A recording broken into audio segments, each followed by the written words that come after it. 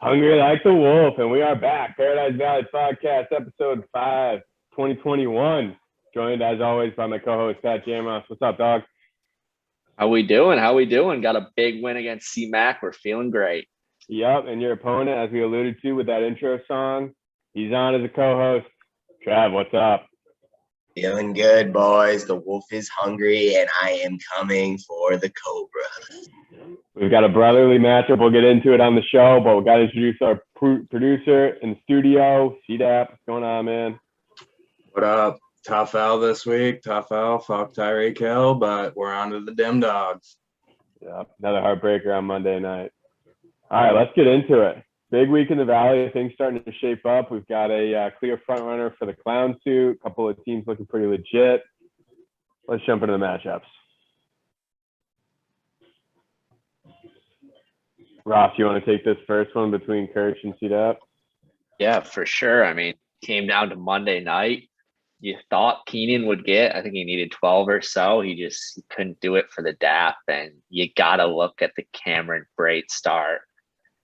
You think DAP thought that he was going to be like Gronk. It just wasn't happening there. But it's tough to lose a game when you score 127 points. And like DAP said, Tyreek Hill, 42 points, really, really set him up there. Montgomery had a nice game for Kirch there. Obviously Montgomery got hurt, which sucks, but even if he was staying healthy, him and Sanders just wasn't going to do it. So you wonder if Kirch is eventually going to make that move for a running back. I think if you look at his roster, it's just Sanders, Montgomery, and Melvin Gordon. So he's really hurting there.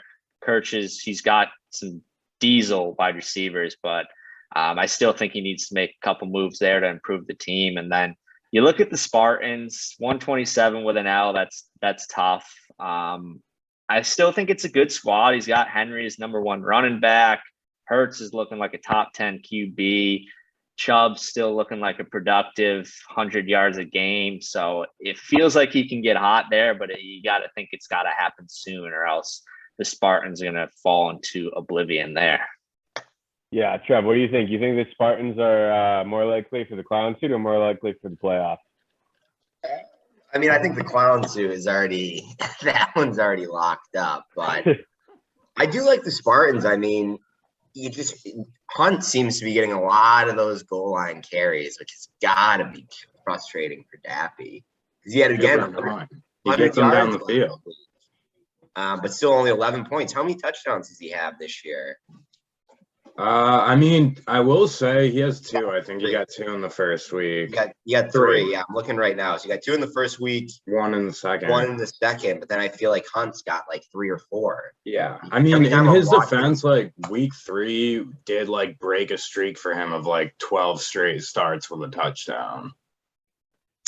Yeah, you could see that receding and like flipping back to being more Chubb than Hunt, but it definitely has been early. I feel like both these teams, it's like solid, but are these like championship level teams? I don't know. I feel like some moves got to be made on both sides of the matchup here if they want to turn things around and make a run at it going forward. We'll say here, Justin Herbert's up for sale. So if you want him, come get him. I was just gonna say you got to move a QB, and it's gonna be Herbert. I think so. Yeah. I mean, Hurts has just established himself as a consistent 20+ scorer, and I think that's all you can ask for out of a quarterback. Herbert has great games, but I feel like he's always just eating up garbage time points, and it's like, how long is it gonna last? Like, they all score the same, brother. All right, let's move on to the next matchup between Pat and C-Mac. Another one came down to the wire. We were talking about it last night at softball. If Carlson hits that field goal, it's a whole different ball game. Raiders down 4, C-Mac down half a point. Probably getting Jacobs involved at some point here or another, and Ravens Nest probably goes on to win that game. But instead, Ross gets to 2-2, sends C-Mac to 0-4. Not looking good for the Ravens Nest as far as defending their championship. And like we were talking about, the clown suit could be in play. I mean, not a horrible squad, but just not showing up consistently. D-Hop's been disappointing. Diggs hasn't really been that same player from last year. Hawkinson's been hit and miss. Najee Harris has been a nice surprise, but just seems like every week C-Mac's not doing himself any favors as far as managing his team, and his team's just not good enough this year to escape wins.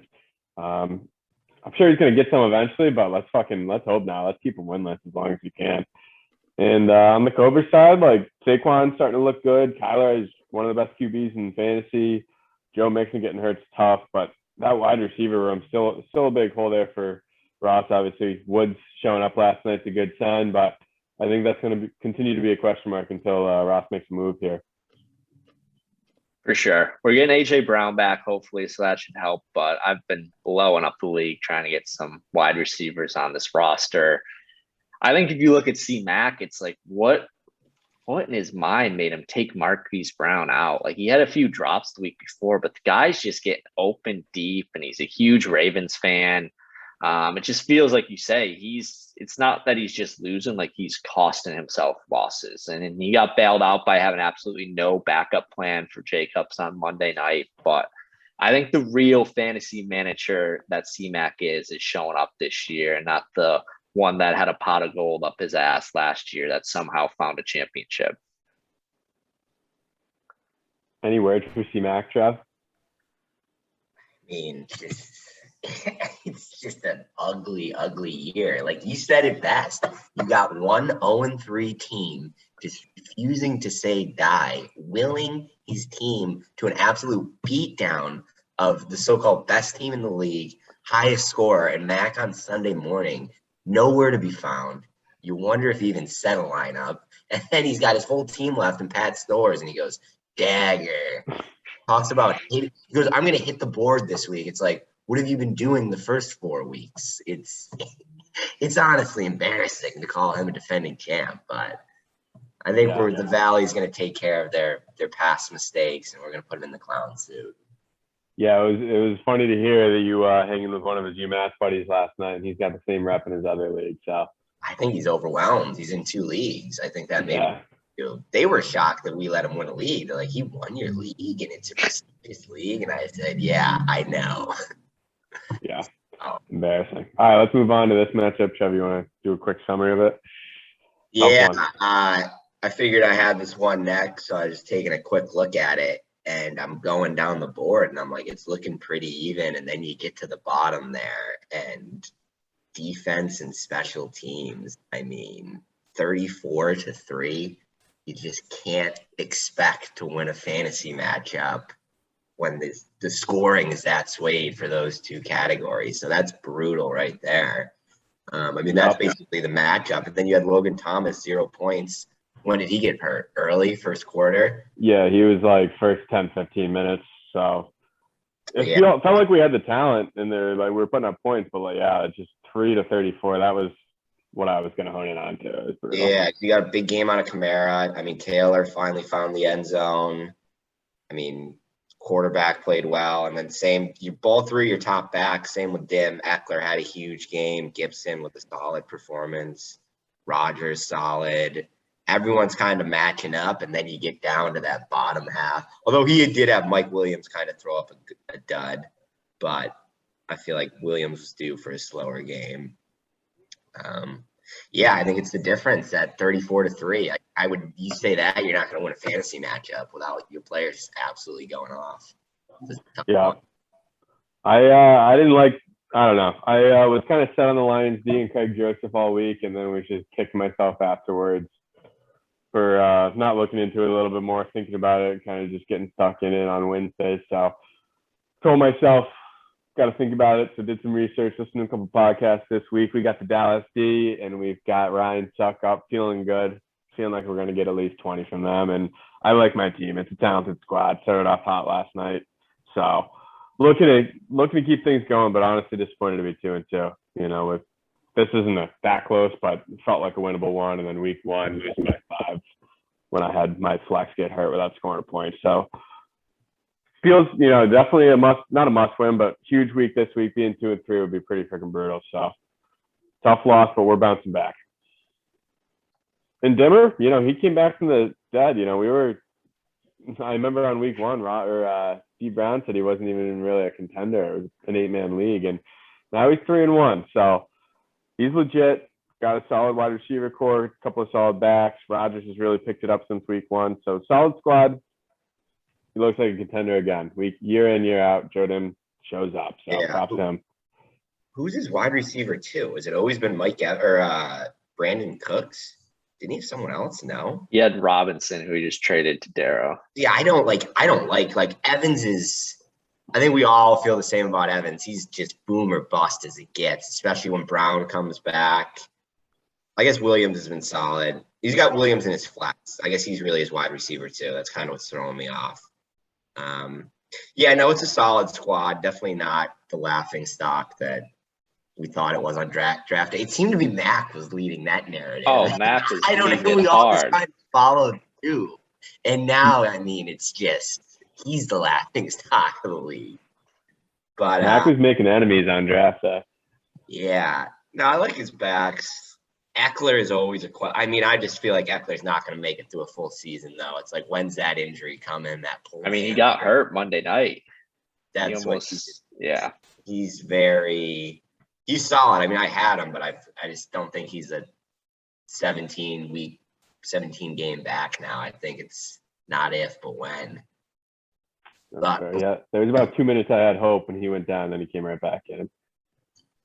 That's Apple Fantasy. You keep your team healthy all year, you have a good shot of making a run. All right, let's jump on to this next matchup. Tears couldn't quite get to 4-0. And D Brown was able to take him down. Ross, you want to take this one?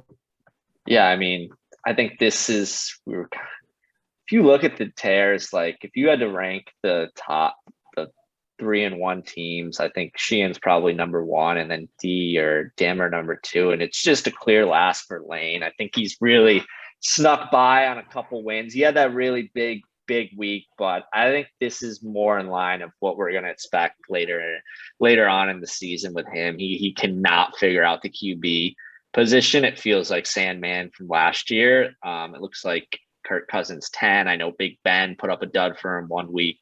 It feels like that's the guy Dap should target for the QB position. But going into this, I think D had the lowest projections in the week. He had a good Thursday night game out of Robinson, and Brady didn't put up his normal numbers. But DJ Moore has proven to be a real star for D. Devontae Smith even had a nice showing there, but it didn't even feel like he really had to sweat out this win. I think most of Lane's guys played in the morning game, so it was pretty settled out early on. And then Ridley's not making the trip to London this week, so I think Lane might go on a little bit of a slide here and fall back in line to the team that he really is. With the Rockers, I think they're the team that I just really can't get a vibe on the most. When I looked at the projections, and I'm sure we'll dive into it later, with 124 this week, it was like, whoa, like his team's projected for that much. Like I know I got flack for it, but I'm still not that high on James Robinson. Even like even like a DJ Moore, like I just don't think he's going to stay up to this level, but I could be wrong there. And then the Pitts one, and we were talking on the side, this feels like if it doesn't happen this week for Pitts, it's not going to happen all year. Ridley's out, Russell Gage is out, you're playing the Jets. So another one of these teams that I think could easily be 3-3 in a couple weeks, or they could be 5-1. Like there's a real, I can't get a feel for the Rockers, and I don't know how you guys feel about their roster. I agree. You got to see some trades coming. What do you think, Trev? I just think without McCaffrey, the roster's night and day. Like that's 20 points guaranteed a week. And I'm looking at it now. I like Robinson. I don't know why you don't like Robinson. I think he was targeted on my board. I wanted him. Now that he's getting the ball, he's putting up points. But like he's got the Alex Collins. He's got 2 backup running backs in this week. Granted, they're getting the starts because of injuries, but it's like when those starters come back, those guys aren't in your lineup. So that's 2 holes right there. I mean, Brady's been good. I like Moore. I like Lamb because of Dak. I'm just kind of on that train. Lamb's been ass though. He has not been good. Cowboys have been throwing the ball Dak's been efficient, but Lamb hasn't been great. Yeah, I think he needs McCaffrey back ASAP. And then just flipping over to Kirch. I mean, you just don't expect this out of Kirch, but that backfield room is the worst in the league, hands down. I mean, that is ugly. Miles Sanders is RB1. What do you get, like 5 touches last week? And Melvin Gordon, I mean, that split backfield. I guess he's had a pretty. I think you're a little ahead of yourself. We're What do on you the recap right now. Oh, I'm on the wrong game. Oopsies. I love that all right. call out though. All Grab right, yeah, that. but just to put a bow on this one, 2 3-1 teams feels like they're kind of, I agree, Ross. I think both of them actually are kind of the hardest 2 teams to feel out right now. But we shall see. The next 2 weeks, 5-1 versus 3-3, that's a big difference. So we'll see. What I want to say about Lane, because I'm looking at my apps, looking at the wrong thing. Yeah, he's not a 3-1 team. I mean, he's got the fewest points for in the league and the fewest points against. So like he's got He put up 140 on me. Yeah, so he had one big week. I mean, I gifted him a win, like no one to blame but myself for that. So he should be 2-2, and it's a week. And the other win he had was, I think he scored like 97 points. So Yeah, he could have lost to a lot of 2 people. wins in the 90s. All right, I'll take this last one see here. Lane in the clown suit, possibly. We've seen a 3-0 team fall before. Maybe Matt turns it on late. I've heard crazier. All right, this matchup, got to give it to Sandman. He spoke it into existence. Doubled up C-Mac.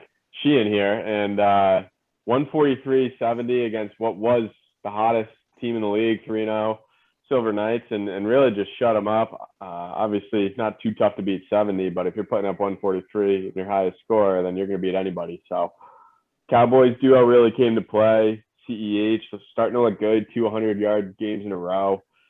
Terry McLaurin, man, I saw a stat today that he hasn't dropped a ball thrown his way in like 100 and something, like 150 throws. It's absurd. He catches everything. And Darren Waller is just a consistent top 3 tight end. So I think this team has life. The depth is a little bit scary, but talking about how Lane isn't necessarily a 3-1 team. I don't know if Sandman's necessarily a 1-3 team. Looking at the talent wise, I could see them going on a little run, especially after a big win over Sheehan. And then looking at Sheehan's team, obviously the running backs both going under 10 is tough, and both those wide receivers started off hot and didn't show up this week. And I'm a little concerned. Like obviously Lockett played last night and didn't look great. Thielen is, I don't know. He's a red zone target, but I think he's very touchdown dependent at this point. Clearly Jefferson gets the ball a lot. Who's the other guy that got Osborne? He's been pretty good. And I don't know. I see some holes in Sheehan's team, and obviously playing him this week. So hoping that struggles continue. But I don't know. I think these are 2 teams heading in opposite directions. I could run the table the rest of the year. I honestly could see that happening. Other than week 7, half my team's out on bye. But I just don't think that's a 1-3 team. I mean, Dak and Zeke are just looking like 40 points a week. The offense is clicking. The O-line is humming.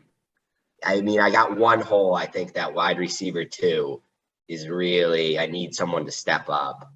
I'm debating on putting Pittman. I guess we'll talk later. But yeah, I like the squad. I think we're going on a run. I think when you look at Sheehan's team, I think you hit it right where Lockett and Thielen, they are good to do what they did early in the year where they just go off for 20-point gains, but then they're also good for 4.4 and 6.1. Like they're really like when you talk about Mike Evans, boomer bust, like Lockett's the definition of boomer bust in fantasy, and Thielen's definitely touchdown dependent. But another take that I should be getting some flack on, George Kittle just looks like shit this year. I think Sheehan drafted him 2nd round, maybe 3rd round, like real early on. And I don't think he has a touchdown yet. Now he's got the backup coming in. Like, I don't love that situation there. And then Delvin Cook's been on the injury report every single day for the last 3 weeks. So he's come out of the games. He missed a game. So there's definitely concerns there. And then we know Wilson got hurt last night. So like you said, teams heading in opposite directions, but I think the Sand's going to be heading in the same direction as Sheehan after this week. Yeah, one last thought on this, and we'll move on. But it is tough, like with Cook on the injury report every freaking day, and then it's like he's got Madison sitting there. Guy looks good whenever he comes in, but if Cook's going to play, 50% of snaps and Madison's going to play 40, and you don't know like how Cook's going to end up if he's going to be hobbled. It's not an easy situation week in, week out. So that'll be something to watch. All right, we want to jump into over-unders, or we want to jump right into recap step or previews? It's up to you guys. Let's just do Let's do previews. over-under. We're here. All right. Yeah, Hey, so we expected to do this podcast yesterday before the Thursday night game. As you can see, this was clearly put in time. I just knew that Sean McVay was going to get his second, one of his top two wideouts happy. He was going to get him the touches he deserved. And what did he do? 12 catches, 150 yards. Would have loved to see him slide into the end zone there and really put up a big game. But we'll take 21 points out of him for sure. He needed that. And yeah, we're going to hope that that can continue, because if not, like Caleb said earlier, the wide receiver room is hurting in East Coast. Yeah. Yep. All right. I'm going Jakobi Meyers over 11 against the Texans. I'm also guaranteeing a touchdown for Jakobi Meyers this week. He's going to get his first NFL touchdown. Guy deserves it. He's gotten 26 targets in the last 2 weeks. Mac Jones loves him. Bill's starting to put some trust. This Houston Texans defense sucks. Put it on the board. I was 0-2 last week. I need a winner. I think he has a passing touchdown in his career. Oh, Yeah. I'm saying receiving, to clarify. Maybe rushing. He's going to get in the end zone for 6. Sandman, we know you were looking for an over. You got one? Yeah, I'll stay within the roster. I'm gonna go. Who was that? Who chuckling, Daffy? Just both Jam Ross brothers picking someone on their own team. I mean, I'm a guy. Mine was the Homers. first pick. Mine was the first homer pick of the year. I haven't needed really to speak it looked- into existence. I haven't looked at any rosters really, other than my own. So I'm gonna go with Laviscus Chenault at 9.6, playing Tennessee, which their pass defense has just been awful. Over/under is set at 52. They're expecting scoring. DJ Chalk's out. I just think Chenault finds the end zone a couple times, possibly. I'm seeing a big game out of him. An old little coming out party. A lot of people had him as having a big year.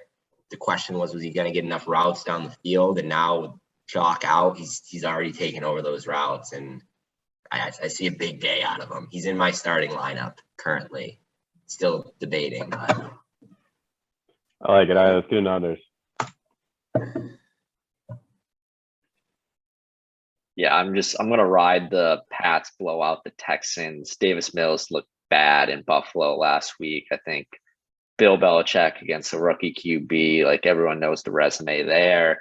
And Cook's really the only option there. So another Bill Belichick motto is take away their best player. So I think he puts JC Jackson on him, and he's in for a low score in the game there.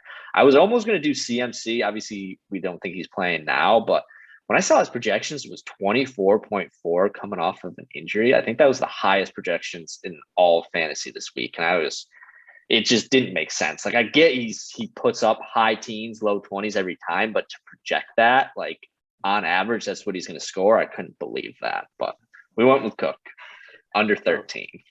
Yeah, it's a good pick. We went to let you pick CMC. Let's be real. All right, I'm going Devin Singletary under 8.4. He's got 20-something passing or receiving yards all season long. Clearly losing some target share to Zach Moss. Moss looks like the guy, better pass catcher, more red zone looks. That's what they're going to be focusing on here, going to need against the Chiefs team. That's, obviously going to be a high-scoring game, but I just don't see Singletary being that involved. So I'm going to under 8.4. Took a while to find this one, honestly. I probably sat around for 20, 30 minutes looking for one, and then this is what I landed on. So you got anything, Sam, man? yeah, cool. I've just been picking at rosters. I'll go with this one. We talk about Tyreek Hill as boomer busts, 16.3 after an absolute massive showing going against Buffalo. Best pass defense right now, fantasy-wise, in the league. I think he gets doubled all night. They're going to have someone else beat him. I don't think they're going to let him run all over the field like Philadelphia, who just sucks. We saw Baltimore do it to them. You double them, you let someone else beat you. So I think they're going to go that strategy and just 2 guys on him all night. I think he'll still have 12, 13, but I don't see him just going off, like walking down the field uncovered. But we'll see. There we go. All right. And we didn't say it, but Ross, you went 2-0 last week, so I think you're up to 3-3. I went 0-2, so I went 0 for 2, then 2-0, and now back to 0-2. So I'm 2 for 4. You're 1 game up, I believe. All right. And we already got a win this week, so pressure's on. Yeah, seriously. Maybe that's why it took so long to decide. All right, I can take this one on preview real quick. Dimmer 3-1 versus Southie Spartans 1-3. Projections pretty close. Surprised to see Dimmer that low, honestly. But with Dapp's team, obviously the 2 stud running backs, feel like Chubb's due to get in the end zone, so I like his both matchups there. Keenan let him down last week. We'll see what he's got. And the tight end position is going to be tough for Dappy, I think. Moving forward, he's kind of sitting here with him on Sunday. He clearly didn't know exactly who he wanted to go with. Was thinking about flicking up Cook, and now he did it this week. So we'll see if he sticks with that. But on the flip side, Dimmer's got a solid squad. I like Gibson and Eckler. They're both solid, both a little bit sketchy with injuries and things like that, but both solid. I think those are a little bit lower than I expect. Projections-wise, Evans, Cooks, Williams, they all feel like boomer bust guys we kind of hit on. So we'll see what they do there, but I'm going to have to give it to Dappy. I've seen him lose a couple of tight ones here in recent weeks, and it feels like his squad's too good to get to 1-4. And with the projection edge and Kobe being the X factor, I think he's going to pull it out this week. Any thoughts on this one, boys? Yeah, I just looking at it real quick. Henry is almost against Jacksonville. You can see him falling into the end zone 3, maybe 4. Like that's 25 plus. I feel like right there, like just gonna run all over him. I don't know. I want Dapp to win because then it'll just combine, clutter the league up more, get the 1 and 3 teams winning. But yeah, I think it should be a good game. I'm gonna go with I'll go with the Dapster as well. Yep, I think it's gonna be a tight one for sure. Just feels like every game Dapp's been in this year is tight. All right, let's move on. Trav, you want to take this Ravens Nest Lane ACL tears matchup? Baker, man, just first look, 2 high projections for 2 just bad teams. Like I can't. 118 and 119. We'll see. Cousins against Detroit. I mean, I guess that should be a big game. Swift against Minnesota. I feel like Swift may be falling back to earth a little bit, but Minnesota's D kind of sucks. So we'll see. I don't love Fournette. I know he had a big week last week, but with the Bucks, other than Brady, I mean, it's just like who are they gonna give the ball to that week? Feels like it could be anyone. I mean, Adams, obviously, he's gonna have a good week, you would assume. I don't love Deontay Johnson. I don't love any wide receiver on the Steelers because it looks like Big Ben can't throw a football. It's almost comical. Kelsey, Hunt, obviously you expect good things out of them. Looking over to C-Mac. Josh Allen, you kind of feel like it is going to be a big night. I mean, Harris is on the field every snap, so that's always a plus. I feel like with this year, Connor's been on his bench every single week, and now he pulls the trigger, and it's not C-Mac's year. I think Chase Edmonds finally gets some red zone carries this week. They decide to get him in the end zone, and he gets his turn, and Connor just pulls up a dud because he's touchdown dependent. Hopkins, I mean, I just don't think he's the guy. I was actually thinking this the other night when I was thinking about Terry McLaurin. His team sucks, and I almost love it because he got 13 targets last week, and it reminds me of an old Hopkins when he was on that bad Texans team where they just force him the ball no matter what and say, hey, you have a chance to go get it. And Murray doesn't do that. He finds the open man. So doesn't really seem to be the typical Hopkins year, but a lot of season left. Diggs, think he may be due for a big game. Hawkinson, he's pretty solid. Who they playing? Minnesota. Man, a lot of Minnesota-Detroit in this matchup. Yeah, right. They're hoping for a high score there, but I can see an absolute stinker. The Lions suck. Jacobs, I mean, you just wonder, that guy just seems to always be injured. Even if he's playing, it seems to be he's limping off the field at one point, or he's nursing an injury. I mean, they love feeding him on the goal line, but we'll see. Tampa Bay D against Miami, they'll probably have a big one. I'm going to go with the Tears here. Keep Mac winless. How can you Keep not? Mac winless. I think the Tears pull it out. I don't know if Mac wins a game all year. I would I'm love gonna to see him go. I think the naked mile is in play. You don't run in a clown suit if you go winless. You run. Oh, if you go winless, we're just establishing that now. The C-Max on the winless. I think it's established. I think we dive into it again. Like, why is Marquise Brown not in the lineup for C-Mac this week? Like, Yeah, let's I not don't know. release this podcast because now he's going to hear this and put him in. I was thinking the same thing. Like, I literally saw something on. I know Yates and those guys aren't always right, but it was literally like Marquise Brown. Or no, this might have been.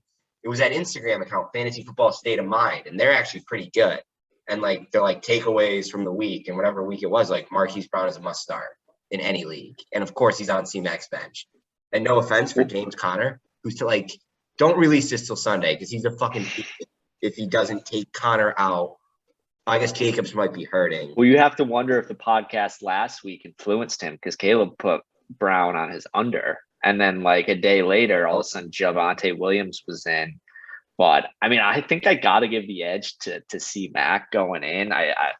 It feels like Josh Allen and Diggs are going to connect for a big game. And D-Hop still is a top 10 wide receiver talent in the league. And to your point with Big Ben, him not being able to pass it just feeds into Najee Harris getting like 10 catches on just drop-offs because Big Ben's terrible. So I think the Tears go on a little streak here and a losing streak here. And I think C-Mac finally gets his first win. I'm rooting against it, even though I do need Lane to not make the playoffs. But, you know, it just feels like C-Mac finally gets that win. And again, the Valley jumbles up even more, which is good to see. Yeah, I can see that. All right, let's move on to the brotherly matchup. Real Big quick start- on that one. Connor Edmonds is questionable too. He's game time. So I guess if he doesn't start, obviously start Connor. But Yeah, I saw that. So big start last night for the Cobras, 29 between Roberts. worried. Yeah, that was and then the field goal from Gay. You know, what was that? You know, like 5-6 minutes left for us. It was It was like like 15 seconds. Was that it? field- Damn. that I was more field goal- focused on the baseball game, I guess, but yeah, that was They it. Gino threw a pick and the guy went out of bounds with 2 minutes and 2 seconds. Seahawks had no timeout. So they had to run one play before the 2-minute warning. And then they ran two more, kicked a field goal with like 15 seconds left. Yeah. I had Seahawks. I live line plus 8.5. So that field goal just fucked me in so many ways. I was like, oh, Double whammy. I was like, the only way I lose is if they get like a pick six, and then Keno immediately throws a pick, and I still thought I won. I was like, oh, they're gonna run the clock out, and I'm like, you got to be effing kidding me. But yeah, that one's done. That is tough. But getting into the matchups, two high school, 119 to 115. Obviously, Ross with a good start to up those projections, but Kyler Murray against the Niners, I think that's a high scoring game. I got that over in my parlay, miracle parlay. Hit me up if you want it. It's gonna hit. Barkley's starting to look good. That Dallas D is also starting to look good. So we'll see what's trend holds. Cordell Patterson, I was saying last night, this guy barely touches the field less than 50% of snaps. Is he gonna continue to score like one every 4 But he times? touches the ball. It's coming back to earth, 100%. That's why this guy's trying to it's sell the him. New York Jets, and there's no Ridley, there's no Gage, but god damn, this guy's got to stop at some point. I mean, he's not that good, right? No. AJ Brown against Jacksonville. Damn, you got some juicy matchups, Ross. But coming off the injury, hopefully he doesn't tweak that hamstring again. That'd be a damn shame. Gesicki, Yeah, you it sticking with Gesicki at tight end? Who else do you have? Goddard. I just feel like the Bucks are going to be up, and what's his face? Brissett just feeds Gesicki. So yeah, no, that's fair. Ertz still plays a ton. Like Goddard's getting in the end zone, he's getting big plays, but they still play Ertz a ton. So it's going to be week to week. Those But top five, like and Gesicki, I guess. But like I really see it coming down to Murray, Barkley, and probably Patterson, Brown. Pat D is a guy that could pick up as well. Cowboys are probably going to get up, so Saquon will get some passing work involved. And I don't think the Cowboys D's that good. Like, who have they? The Bucks shredded them, and then they shut down the Eagles, the Panthers, and I forget their other team. But it's not The that Giants. good. You calling the Giants like an elite offense? Like, Did you see Dimes last week? How about it, Dad? 402 yards, brother. against the Saints? That's a good defense. Yeah. I They're mean, I gonna want mo- a shootout because then I it's do too, yeah. But I mean, I just don't want Barkley getting in. But I'm fine with that baby turning into a track meet. I think this is going to be a close matchup. But I got to give it to the Sandman. I think his talent is going to continue to show up. I think having Waller there at tight end against the Chicago, that's solid. Edmonds obviously game time decision, but if he goes, he's getting a good matchup. Terry McLaurin's a freak. CEH really turning it around. And the Cowboys I like a lot. I think they're going to put up, like I said, at least 40 here this week. So I'm going to That give it to the lineup- Sandman despite the tough start. That lineup's not set in stone, which I was about to say earlier. Who are you So considering? even how I did my under Chenault, that Michael Pittman has an insane projection. It's 11.5, and Yates has him as a top 20. He's got him wide out 19 this week. So like people are like very high on him. They said he's going against the Ravens, which I don't love, but he said like the last 2 weeks he's received like it's like a 30% target share. So week 2 he got 12 targets, week 3 he got 12, and last week he got 8. And he's yet to find the end zone.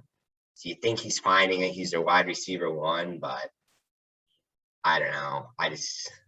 I almost feel more comfortable with it going against the Titans than the Ravens. But I guess if Edmonds is out, it's an easy sub in. I'd obviously rather Chase, but that could be a 12:55 switch out. I do like the fact of having one guy going late Monday night, really keep him on his toes. So we'll see who's No, getting I out. like my that. That's team's- interesting. My team's Go ahead, done Pat. at 4, and then you have Clyde Everyone. at Sunday night, Bass Sunday night. Bass You have that one. Master. What about Sanders for Sutton? Any consideration there? There's the flex is definitely not. I was debating Michael Carter. I can't see myself starting a Jet in the big week. But Sanders, yeah, he's been getting the looks there. I think we keep saying every single week, oh, it feels like this is Diggs' week. But maybe the fact that they added a guy like Sanders and Allen doesn't have to force it to Diggs every week. So there's some thought there, but I do like Sutton and just the target share that he's guaranteed to get. And it looks like Teddy's going to play. So Pittsburgh's D hasn't looked as good as it's been in years. But I think the way the Cobras either win or lose starts with the guy you guys talked about, Cordero. I love the matchup. No Gage, no Ridley. He's clearly getting touches. There's clearly a connection between Ryan. He may only play 45% of the snaps, but go look at it. He's gotten 7 carries every single game with like 5 to 7 catches, and he's finding the end zone. So I think the guy puts on a show for the Brits, and he gets the Cobras up to a big lead before the 1:00 games even start. Yeah, All these Ross is touchdowns. going to be up having a cup of tea watching Cordero go up for nothing. I They're can all feel it. dump offs. Like, yeah, like that's what I'm saying. Like, how long is this going to find this guy going to keep finding the end zone on broken play, check down passing? He like breaks 4 tackles. But You know what I actually just thought about, which would be crazy if Cordero returns a TD, it would just be a wash. I thought about that too, because he takes your punts back, right? Yeah, he's the kick returner. Yeah. It would just help for points. But yeah, it would be just a complete wash. Something to watch out for. All right, let's move on to the next one. I think this is our last. Oh, no, 2 more. All right, let's get through these last 2 quick here. Trippers and Rockers. Trev, you want to take this one? Yeah, I'll take this one. I guess I kind of already started previewing it. Kirch's backfield, I am just not a fan of. Those are guys, it's a backfield we're accustomed to being very deep, and it's just the opposite. He's got really no one else on the bench he could just put it. Jackson against Indy Monday night. I think he'll have a good night. Sanders and Gordon, that's both scary. I took Hill as my under, so I think he'll still, like I said, maybe like 10 to 12, but I'm just not seeing a huge performance. I think the Bills just double them. Godwin against Miami should have a good game. I mean, Metcalf already put up a very solid game. And then on the other side, you had Collins kind of had a rough one. So that's a tough start for the Rockers. Robinson against Tennessee. You could see a good one there. He needs CeeDee Lamb to have a big game, which I'm fine with. Let's get a couple Dak to Lamb connections, AD, maybe 2 or 3, pop the season off. Moore been very consistent. Pitts, yeah, guy's kind of been a no-show. So, I mean, if there ever was a week, it'd be against the New York Jets. And then this Damian Williams. I mean, the Bears, you can't just feel comfortable with any you're starting right now. So I'm going to give this one to Kirch, especially given that big performance out of Metcalf. Probably because I was shitting on his backfield. I'm sure they'll all have a huge week this week. So I'm going to give the edge to the Trippers here. But also, like I said, that 24 is kind of swaying me too, and D's 8. But we'll give it to the It just feels like Kirch hasn't fully been there this year. I don't know. I think if you look at it, he only has like 4 pickups. He's been riding the Steelers D every single week. He only has 3 running backs on the roster. Maybe Ingram just got on, but usually the guy's looking to wheel and deal. I tried to get Fant earlier on in the season, and there was just no interest. And it's clear Mark Andrews is going to be a starter every week. So he snags Josh Gordon up. I don't know. It doesn't feel like Kirch is fully there. Obviously, he put up a huge week. He's 2-2. He's still got a good roster. It just feels like, when is Kirch going to fully dive in and be like, I want to make my roster better instead of just riding with what he's got? So that's my call out to the Kirch. Another family matchup, Cousins going at it. You know, D had a tough start, but I'm going to give the nod to D. I think he comes back. I do think Damian Williams, like, the guys produce. Playoff Damian, when he starts, he puts up numbers. Vegas's D looks like shit. So I think they have like 3 of their cornerbacks out. So I think the Bears can actually move the ball in this game. And Brady against Miami is another juicy one too. So I'm going to give the comeback win to the Rockers. Yeah. Only thing I'll say on Kirch is he might just be too focused on the NFTs right now. So lay off the NFTs, get back fantasy football, my friend. Let's move on to the last matchup here. Ross, you want to take this one? Big one. I don't think I've taken one yet. Yeah, I mean, you look at final season projections and just like Valley gurus like myself had these two at the top of the rankings going into the past couple of weeks. Tough showing from Russ to only get 17 total. I mean, if you told Sheehan he was down 12 with the 4 players that were going, like, he would have been nervous. And I think it's just going to propel him to a loss. Like we said, Cook's been on the injury report all the time. Detroit is a juicy matchup, but if you're Minnesota, you probably get Madison involved a lot. And then just sliding over to the Bloody Sundays, I think Darrell Henderson, that was a solid draft pick. But when is Kamara going to have a Kamara type game? I think he only has 1 touchdown, Caleb. Is that wrong? Yeah. One touchdown. Actually, maybe 2, but actually, no, I think you're right. Just 1. It's just like, even for his projections to be at 19, I guess he's gone in the teens most times. He's got 2. Yeah.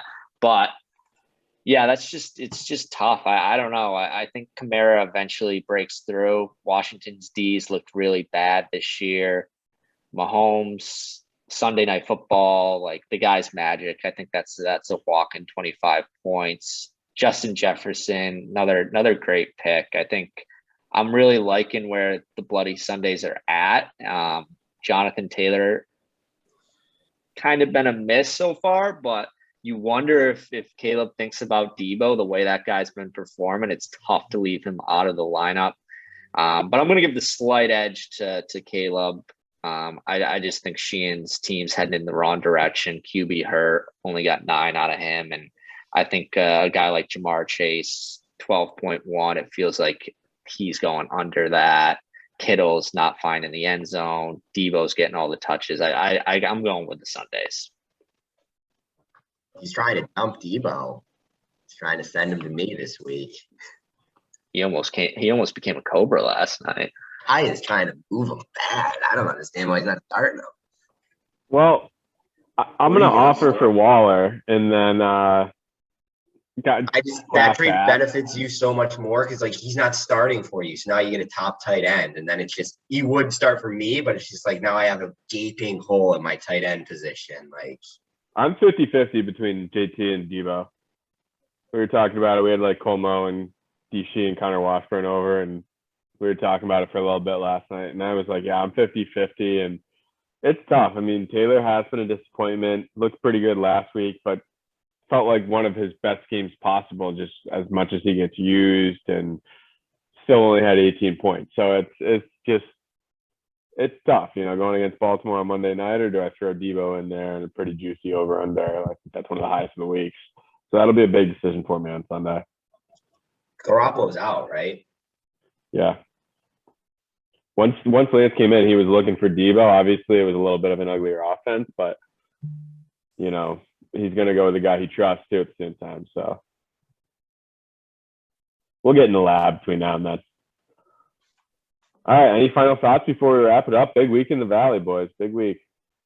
Yeah, I just have to go back to, I think it was week 13, had a chance to clinch the playoffs, played Sandman, and the guy just blew up my phone about the win he had. And, it just didn't sit right with me. I'm all for celebrating. I feel like he went 2, 4, 5 steps too far. And we haven't forgotten that. And we love where we're at. And we're going to really send the Sandman back into the closet where he belongs to be fighting with C-Mac for that suit. I guarantee a victory. If I remember correctly, Waller had his biggest game of the year that week. did. And I'm seeing had, a couple touchdowns against that shitty ass Bears team. Waller He's good. He missed my over by half a point last week. I was honestly tempted to go back to him. I do like him this week. I think he has a big week. You guys have a friendly wager on it or not? Pride. We don't. I mean, at this point, we can't with the 29 points already on the board. All right, boys. Enjoy your weekends. We'll